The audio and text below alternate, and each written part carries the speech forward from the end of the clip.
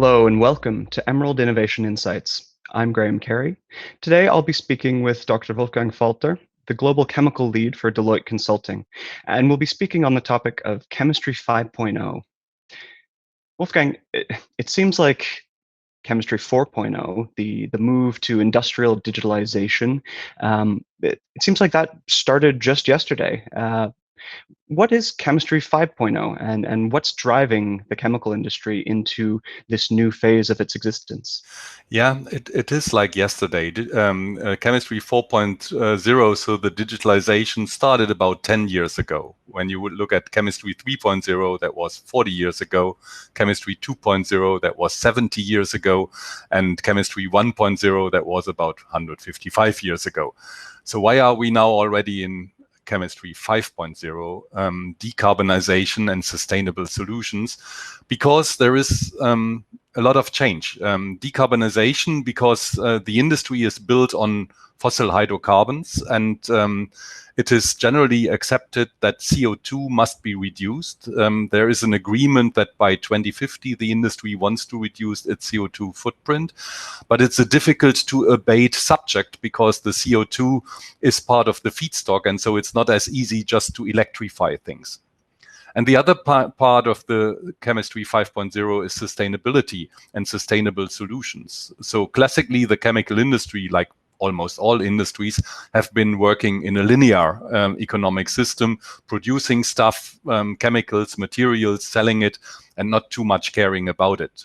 But we more and more see that we approach planetary boundaries, and we cannot just continue to produce things in a linear fashion, but we have to think about circles and imitating nature and keeping the things in circles, no longer looking at producing kilograms and liters in dollar per unit, but try to be rewarded for the solution or for the problem finding. And that's what Chemistry 5.0 is all about. So it's a fundamental transformation of the resource base and the way we are doing business. And the chemical industry is the linking industry between the natural resources and energy industries and almost all consumer and customer downstream industries. So it's an important linking pin that connects them. So that's why I think the chemical industry per se has an elemental role in finding solutions for those global problems.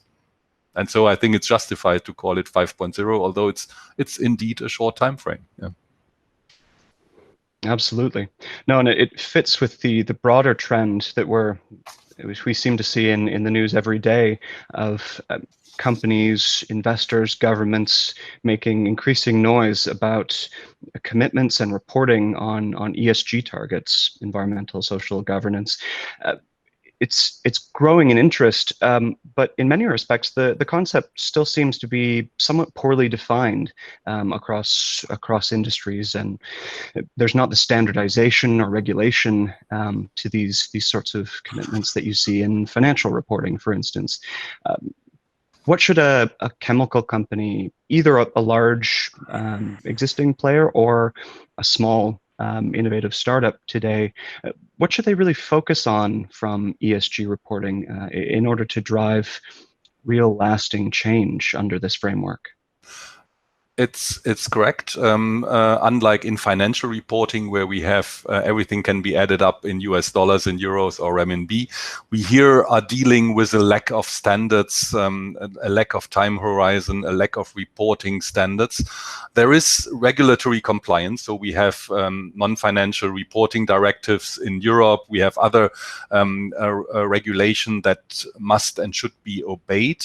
Then there are like the Global Reporting Initiative and other, I would say, reporting frameworks that give an indication, but they are not binding, and there are many of them in parallel, so there is no clear governance. So I think the recommendation we give: follow the leaders in this one.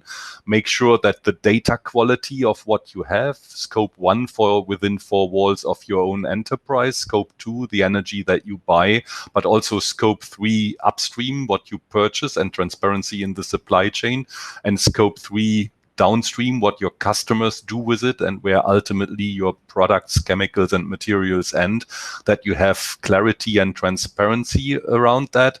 That's a good starting point. At the same time, there are initiatives like the Value Balancing Alliance and other initiatives that are trying to find this not only an impact assessment, but also an impact accounting, and to find also the social and environmental value and put adequate terms behind that.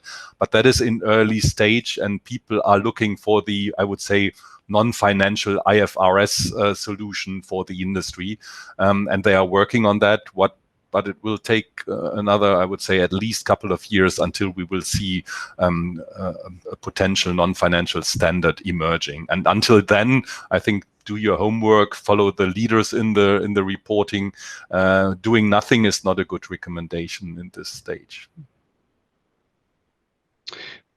During your presentation during the European Venture Fair, you mentioned that this transition to a carbon-free or decarbonized, sustainable chemical industry, this is not a cheap proposition by any means. It will entail costs.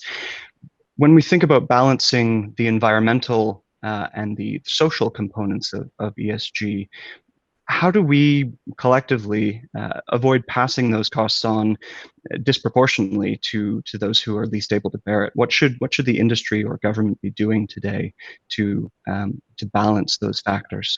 Yeah, I think regulators try to be fair, but someone has to take the cost. So currently, it is about an internalization of externalities. If we say the macroeconomic value of a metric ton of CO2 currently is, I don't know, 80 euros per metric ton, someone has to bear the costs. The regulator can put a corrective tax on it, they can have a trading scheme, they can have a subsidy, but ultimately someone has to pay for it. If you are looking about packaging and then you pay 5 to 10 cents more for a package or a milk bottle or so, that might be still okay. But if you are talking about green fuels and changing air traffic from kerosene to green hydrogen-based fuels, we are not talking 10, 20% higher ticket prices, but 5, 6, 7 times the airfare. And then it becomes a social issue, because then you have the question, who can still afford to travel by air and who cannot, and do we have a social separation in there? So those questions will come, but they come automatically because the lack of air, water, resources, arable land, and if we will start pricing that into what we consume, we will ultimately have to somehow pay for that. And I think that is the basic challenge, and that's also the challenge in who takes the lead on those, and how can we avoid unwanted migration and gray import effects into that. So that's a big discussion in Europe. Will decarbonization not only lead to a dematerialization, but if we don't pay attention to a deindustrialization of what we are doing here?